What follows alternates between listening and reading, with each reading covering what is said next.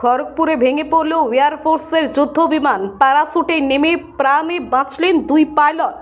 কলাইকুণ্ডা এয়ারবেসে বায়ুসেনার প্রশিক্ষণ চলাকালীন পশ্চিম মেদিনীপুর জেলার খড়গপুর লোকাল থানার অন্তর্গত শুকনিবাসা দিয়াসা গ্রামে ভেঙে পড়ল যুদ্ধ বিমান।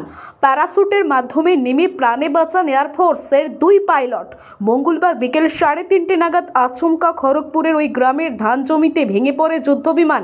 জানা যাচ্ছে, কলাইকুণ্ডায় বায়ুসেনা ঘাঁটিতে প্রশিক্ষণ চলাকালীন এই অঘটনটি ঘটেছে। যদিও যুদ্ধ বিমানের দুই পাইলট অক্ষত রয়েছেন, প্যারাশুটের সাহায্যে নিরাপদে নিচে নেমে আসতে সক্ষম হন বায়ুসেনার দুই পাইলট।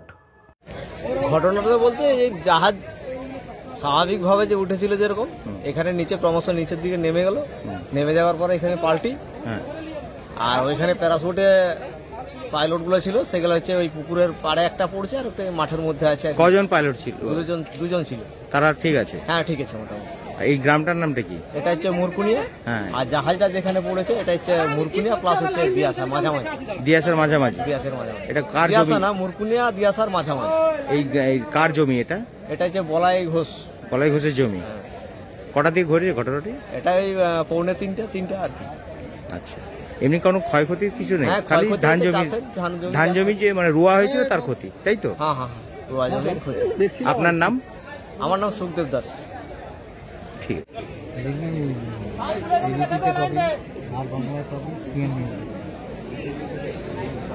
দাদা আমাকে জানি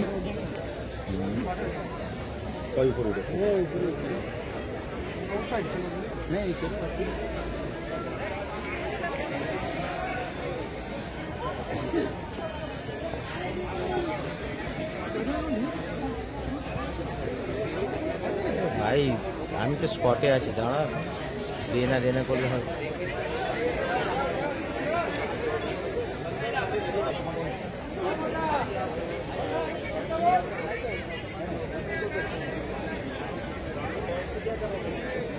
দেখে নিচ্ছি, দেখে हाँ, वहाँ पर कॉर्डन है सर, वहाँ पर है सर।